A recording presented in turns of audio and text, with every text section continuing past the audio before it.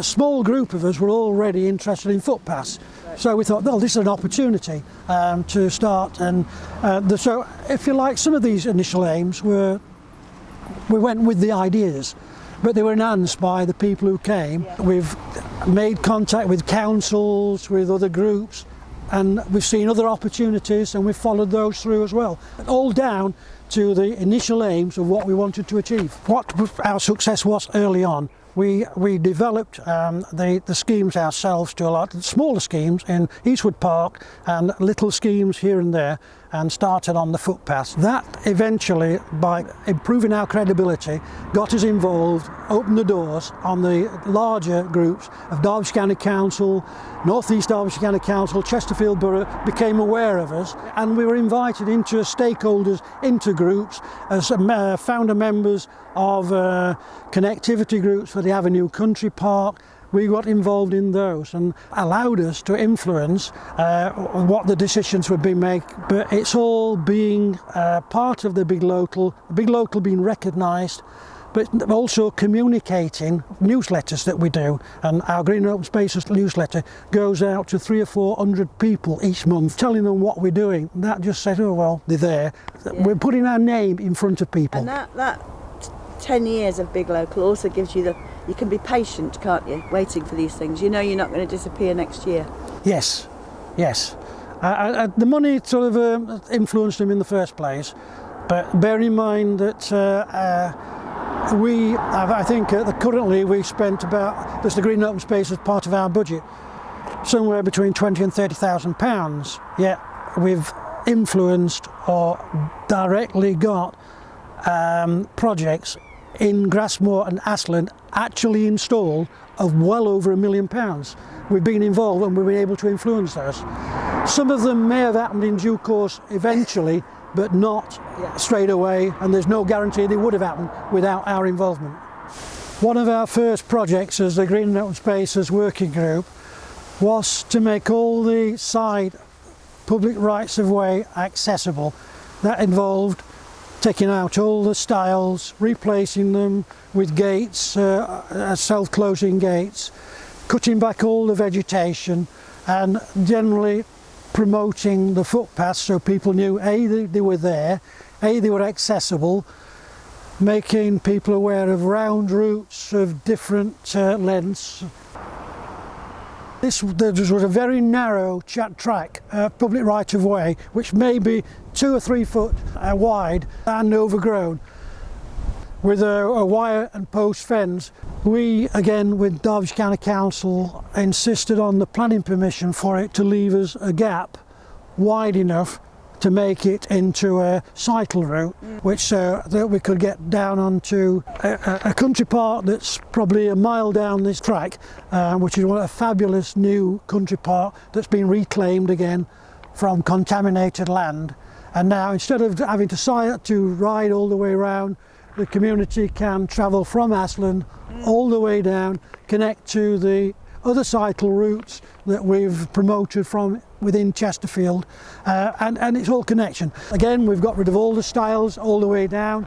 People can access it by horses, but they can also get down by mobility scooters, prams, no problem. This is probably one of the longest projects we've had, 6-7 years of the connectivity meetings. If you aren't persistent, you don't continue, you don't keep involved with them and be proactive with them, then it would disappear, it wouldn't happen. And that's also the beauty of having a 10 to 15 year programme, isn't it? Yes. Because a lot of projects are 2 or 3 years. You'd never see the end, would you? No.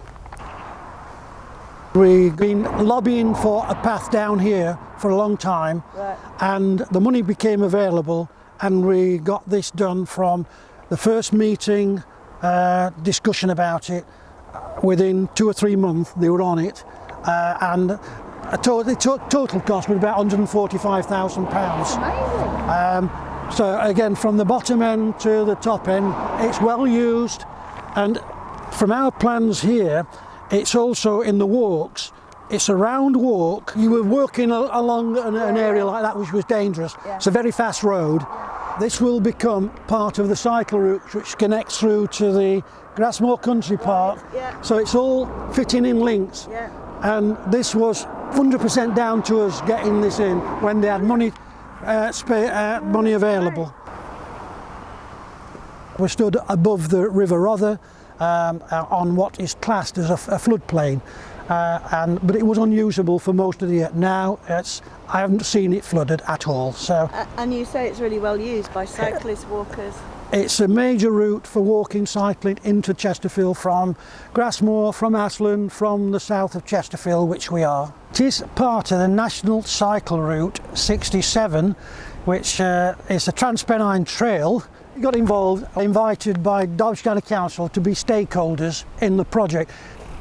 Working with the Chesterfield Cycle Campaign, we submitted this when we were as stakeholders as a key route when they were looking for quick wins. And the money was allocated for this very early on. Again, like all of the projects, it took about a year to get off underway. They had to get planning permission from Chesterfield Borough Council. It involved 3 or 4 different councils, but it was there. The money was allocated. If we hadn't have been there with Chesterfield Cycle Campaign, that money would have been spent somewhere else. One of the largest council estate in Hasland. This was in a green space that was there, underused, overgrown and not loved. We got involved with the Friends of Eastwood Park as a Green and Open Spaces working group. We came down, looked at it and decided that this would be a suitable scheme for development within what we planned. We approached for funding, first of all, Chesterfield Borough Council. Can we do it? They warmed to the idea. Oh no, not them again. They warmed to the idea and said, yeah, okay. And we eventually, again, all of the projects that we do with councils take time. Yeah. This project probably took over about nine months, a year to get off and running. We then went for funding from Big Local, the Friends of Eastwood Park, and also the Ministry of Housing, which the Ministry of Housing, Communities and Local Government, they were the key funders in this. Is that the Pocket Parks This money? Pocket Parks money, yes, it was the Pocket Park money. We got the full grant. Several other areas in Chesterfield applied for the money, didn't get it, but probably because our knowledge and experience over the Big Local term of applying for money, asking the right questions, got us the money. We got the full amount. The park as it is now is well looked after. The locals have taken ownership on it. They're involved. We involved them all the way through. When we were considering what we were doing, even though it was a short time scale, we involved the local residents, we got them involved, and they have helped it. They look after it now. It's a legacy project again. It's survived the test of time, and the local people have taken ownership of it. The main road, and across from the main road, is a small park, Winswick Park, which has served this very small community for a while, but now it's becoming far more prominent because we have a big estate with nearly 200 houses, families moving into the area. This was a bit of a land that they didn't know what to do. The neighbours wanted to buy the land, but we suggested it will be a key route from this estate to the park, and we got this path sort of built into the scheme as part of the infrastructure. We're now in a small park green space in Winswick, which is now next to the big housing estate and becoming more popular. Working with Grassmoor Parish Council last year, we installed seats and a bench as part of our sort of input into the park. This park is now extremely popular, and we've got other ideas possibly to develop this going forward, but we did install the seats in cooperation with Grassmoor Parish Council. They were installed by North East Derbyshire County Council. Right. We paid for them, we sourced the seats, right. Did all the necessary, but it was a joint effort. Every one of the green spaces that we're involved with are connected by footpaths, and the Green and Open Spaces Working Group have made those paths accessible. and there's a direct path here that can connect you to every one of the other green spaces. We made contact with all of the landowners so every footpath goes through someone's land, and they are ultimately responsible for the footpath's upkeep. We've developed a good relationship with them, and we've now got them to do a lot of the maintenance themselves. We're in Barnes Park, and there's a fantastic pavilion that the Big Local have contributed to so significantly, and there's trees planted for everyone who died in the First and Second World War, commemorative trees. But for the pavilion, we've lost a few, some have died, and a Green and Open Spaces project, which is now approved by our Big Local, is to plant 22 mature trees to replace them. One of the projects and one of our committee members is in contact with the local junior school to explain the significance of that and start a project, so they will include them in the project. We have the full approval and backing of Grassmoor Parish Council, who we've consulted, the past and present group within Grassmoor, all being consulted, and that will happen. We've also, towards the bottom of the park, which is a particularly boggy place, now identified as and recommended that we create a woodland down there. All part of planting trees. Grassmoor Parish Council very enthusiastic about the scheme, and we will be doing that in 2022. So that is a project for next year, where we may plant as many as 50 trees at the bottom end of the park. All again enhancing a park which is the centre of the village. It's and increasingly so. The scheme will involve creating wildlife habitat, slowing the river down, the water runoff from the park into the River Rother and the River Don. It will be a wildlife habitat. It will involve Derbyshire Wildlife Trust, Don Catchment River Trust, ourselves, Derbyshire County Council, and a host of volunteers. We also intend to use and involve the local schools in planting, etc. What we do is publish the details, currently out to planning permission, and that will be an investment of upwards of £140,000 within the park. Further into the park there is a reclaimed area which should have been open to the public 3 years ago.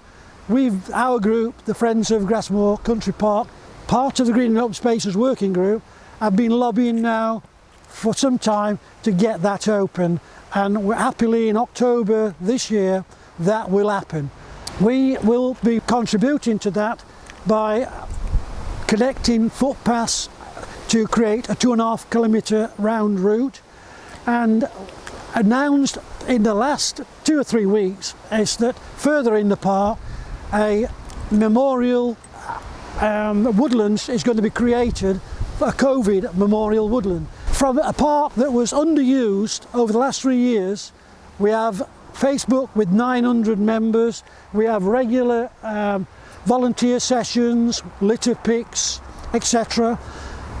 A car park adjacent to where we're stood now, we got that resurfaced and increased in size because of its popularity 2 years ago, at a cost of nearly £40,000. We are responsible for the Don catchment, which falls everywhere from sort of around here in Chesterfield all the way out through Sheffield, Rotherham, Doncaster, all the way out to Goole. Right. And we do various different projects across the catchment. Most of our work at the minute is focused in and around Chesterfield, and I lead on the natural flood management work. What's it mean to have kind of community groups involved in this kind of work? Working with people like Pete is just a massive help to reach more people, and Pete's knowledge in terms of, you know, letting us into other networks has been absolutely invaluable.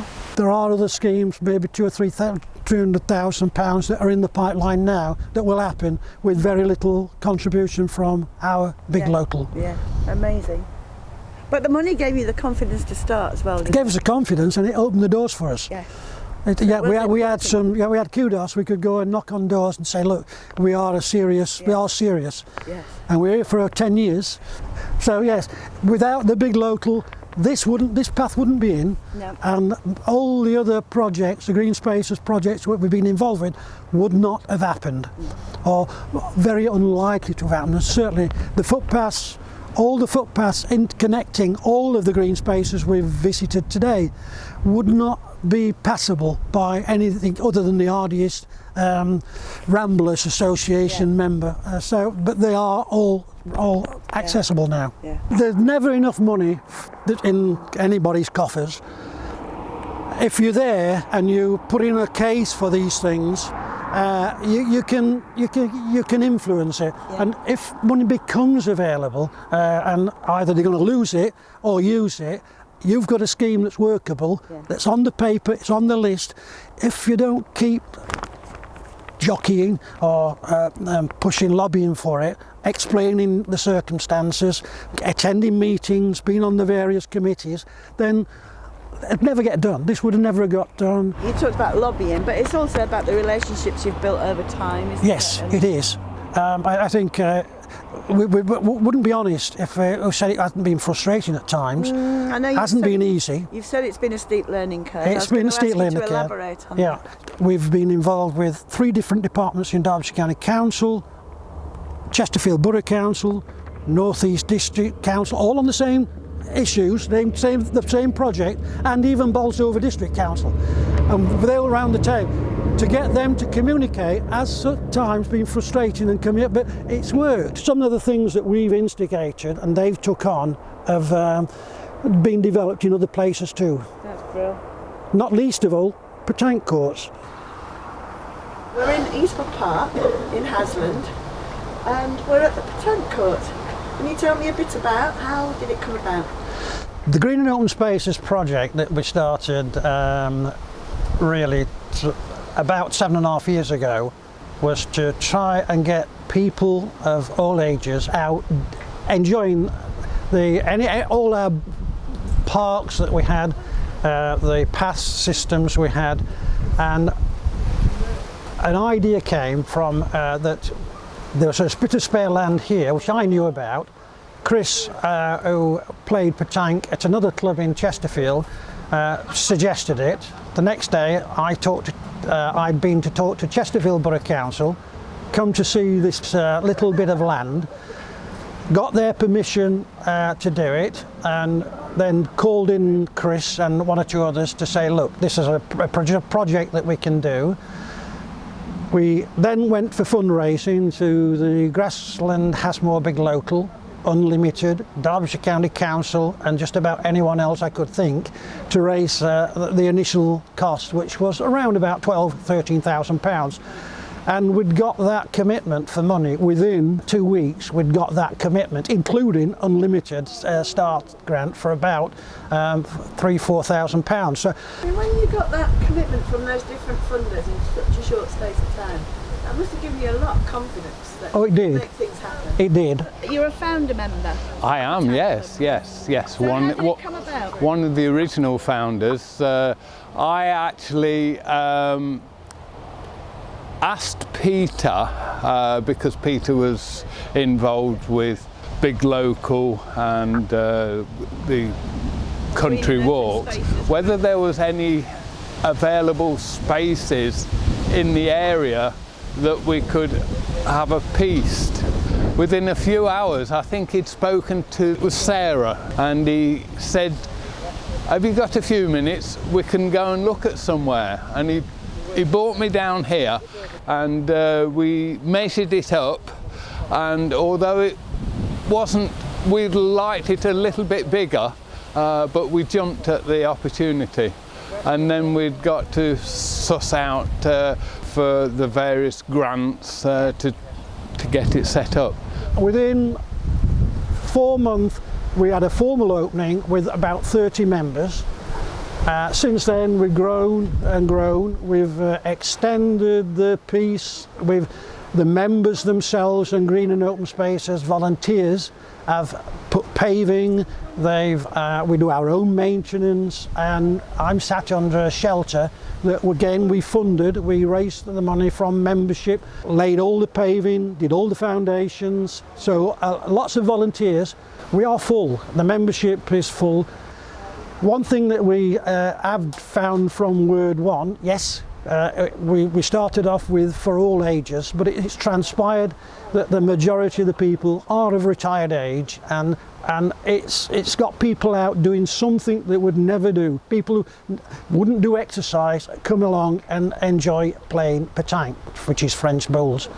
We come presently every week on a Wednesday, yes, yeah. Right. Previously, prior to COVID, there were maybe 20 of us here playing, but we elected to come as a small group, and that's what we've done. Yeah. And what did you miss about it when you couldn't come? Oh, the sociability, certainly. I could say the physical aspect, because it looks a non-physical game. But I mean, you have to throw the ball, you have to hold the ball, which is very heavy, and you have to bend down to pick the dratted things up. We'd like to extend, we can get more members, but it's been a huge success. So one of the things that we like to think of from a big local point of view is legacy. This is legacy. It's here for future generations. Without the big local, without that sort of kudos, we would not have been, none of these doors would have opened up for us. Big Local's been instrumental in us being able to do what we've done for our two communities.